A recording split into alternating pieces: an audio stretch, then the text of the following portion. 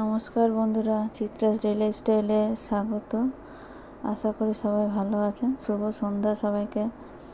আজ আমি একটা সহজ রেসিপি নিয়ে এসেছি। দেখুন, কাঁচকলার রেসিপিটা নিরামিষের দিনে বা আমিষের দিনে ভাত বা রুটির সঙ্গে সবসময় খাওয়া যাবে এবং খুব সহজেই বানানো হয়ে যাবে। আমি কাঁচকলাগুলো দেখুন আমি কেমন করে এরকম পাতলা পাতলা করে কেটে নিয়েছি। এতে কোনো আলু টালু দেওয়ার প্রয়োজন হয় না। যদি আপনাদের বেশি পরিমাণের বাড়িতে প্রয়োজন হয়, কাঁচকলাটাই বেশি করে দেবেন, অন্য কিছু আলু দেওয়ার প্রয়োজন নেই। আর কাঁচকলাগুলো এভাবে পাতলা করে কাটবেন, তাহলে খুব সহজেই তাড়াতাড়ি হয়ে যাবে। আর এটার রেসিপিটা করতে আমার একটু বাদাম লাগবে। আর আমি দিয়েছি 2 টেবিল স্পুন আর কি পোস্ত বাটা, আর এক টেবিল স্পুন নয়, 1 টিস্পুন মতো সর্ষে বাটা, আর একটু সামান্য নারকেল কোড়া দিতে হবে, মানে 2 টেবিল চামচ মতো নারকেল কোড়া, আর কাঁচা লঙ্কা, বেশি কিছু লাগবে না। আর নুন, হলুদ, যেটুকু মিষ্টি, খুব সহজেই বাড়িতে তৈরি হয়ে যাবে। দেখবেন আর খুব খেতে খুব নতুন স্বাদের, একদম সুস্বাদু, খুব সুন্দর হয়। ভাতের সঙ্গেও খাওয়া যায়, রুটির সঙ্গেও খাওয়া যায়। দেখুন আমি কড়াইয়ে চাপিয়েছি, কড়াইয়ে তেল দিয়েছি, সর্ষের তেল। বাদামগুলো প্রথমে ভেজে নিচ্ছি। বাদামগুলো যখন দেখবেন এরকম অনেকটা ফাটা ফাটা হয়ে গেছে, তখন বুঝতে পারবেন যে এটা ভাজা হয়ে গেছে, তখন তুলে নিতে হবে। বাদামগুলো হালকা করে ঠান্ডা হয়ে গেলে গুঁড়ো করে নিতে হবে। হাতের সাহায্যেও গুঁড়ো করতে পারেন বা শিলনোড়ায় হালকা করে পুরো ডাস্ট নয়, একটু গুঁড়ো করে ছড়িয়ে দেওয়ার মতন গুঁড়ো করতে হবে। আর এতে টেস্টটা অনেকটাই বাড়িয়ে দেয় বাদামটা দিলে। আপনারা যদি মনে হয় যে বাদামটা স্কিপ করব, অনেক সময় অনেকের বাদাম খাওয়া সহ্য হয় না, তখন বাদামটা স্কিপ করতে পারেন, কিন্তু বাদামটা দিলে টেস্টটা অনেকটা বাড়িয়ে দেয়। আমি এখানে কড়াইয়ে যে বাকি তেলটা ছিল, তেলটাতেই আমি বাকি রান্নাটা করে নেব। আমি 5 ফোড়ন দিলাম, আর একটা শুকনো লঙ্কা দিয়েছি। দিয়ে এটা যখন সেন্টটা উঠবে, তখন আমি আর কাঁচকলাটা কেটে নিয়ে একটু হলুদ জলে আধ ঘন্টা মতো ভিজিয়ে দেবেন, তাহলে কালো হবে না, সবজির কালারটাও কালো হবে না, কাঁচকলাটাও কালো হয়ে যাবে না, কষাটা বেরিয়ে যাবে। আমি কাঁচকলাগুলো জল থেকে ছেঁকে নিয়ে আমি তেলে দিচ্ছি, ভালো করে ভেজে নেব।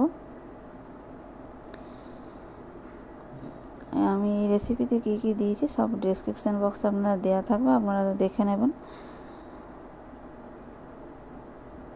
এটা ভালো করে ভেজে নিতে হবে, একটু লাল লাল করে ভালো করে ভেজে নিতে হবে।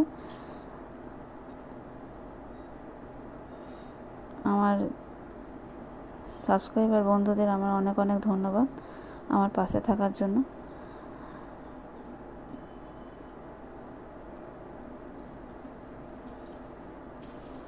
আমার চ্যানেলকে বেশি বেশি করে শেয়ার করবেন, লাইক করবেন, সাবস্ক্রাইব করবেন। আমি নুন হলুদ দিয়ে ভালো করে ভেজে নিচ্ছি কড়াটা। পরিমাণ মতো নুন হলুদ দিয়ে দিয়েছি। আগে যেহেতু হলুদ দেওয়া ছিল, তো একটু পরিমাণ মতো দিতে হবে, একটু ঠিক যেন খুব বেশি না হয় হলুদটা।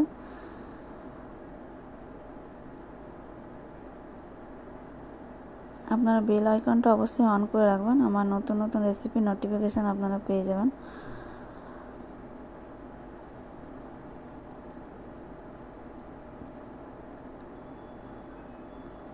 পুরো রেসিপিটাই দেখার আপনাদের অনুরোধ করছি, পুরো রেসিপিটাই দেখুন, তাহলেও আপনারা খুব সহজ পদ্ধতিতে বাড়িতে এই কলার রেসিপিটা বানিয়ে নিতে পারবেন। বেশি কিছু ইনগ্রিডিয়েন্টস একদমই লাগে না, খেতে খুব সুন্দর হয়। অবশ্যই নিরামিষ আমিষ যে কোনো দিনেই হোক, ভাত বা রুটির সঙ্গে বানিয়ে আপনারা খেয়ে অবশ্যই কমেন্ট বক্সে জানাবেন যে আপনাদের কেমন লাগলো রেসিপিটা। আমি একটু হালকা করে ঢাকা দিয়ে দিচ্ছি, একটু এই ঢাকা চাপা দিয়ে সেদ্ধ হয়ে যাবে। এটা আলাদা করে বেশি পরিমাণ জল দিয়ে সেদ্ধ করতে হবে না। যেমন আমি সর্ষেটা আর নারকেল কোড়াটা দিয়ে দিলাম, একটু লঙ্কা ফাটিয়ে দিয়ে দিচ্ছি। আপনারা যেমন ঝাল খেতে চাইবেন তেমন লঙ্কা দেবেন, আমি 2 লঙ্কা দিয়েছি। পোস্ত আর নারকেলটা দিয়ে আর বেশিক্ষণ কষাবার প্রয়োজন হবে না, হালকা করে ভেজে নিয়ে একটু হালকা জল দিয়ে সেদ্ধ করে নিলেই আমার রেসিপিটা প্রায় শেষ হয়ে যাবে আর কি।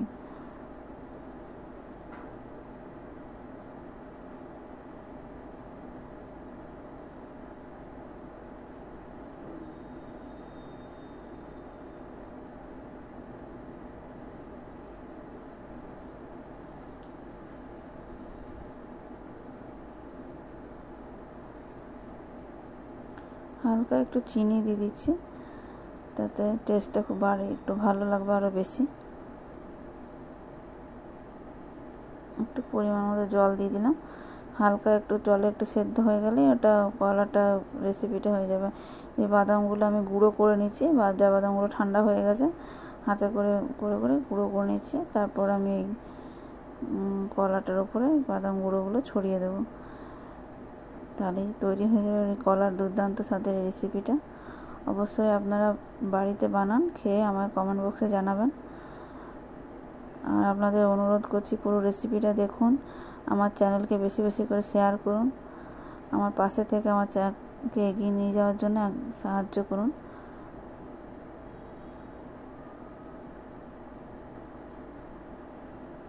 আমি আরও নতুন রেসিপির সাথে আপনার সাথে আবার দেখা হচ্ছে, অবশ্যই দেখা হবে নতুন রেসিপির সাথে। কলার রেসিপিটা দেখুন আমার প্রায় হয়ে গেছে, কলাটা সেদ্ধ হয়ে গেছে। এবার আমি এর সাথে বাদাম ভাজাগুলো একটু গুঁড়োটা ছড়িয়ে দিচ্ছি, কিছুটা পরিমাণ ছড়িয়ে মিশিয়ে দিচ্ছি। আর ওপর থেকে সার্ভ করার সময় আমি কিছুটা ওপর থেকে দিয়ে দেবো বাদামগুলো।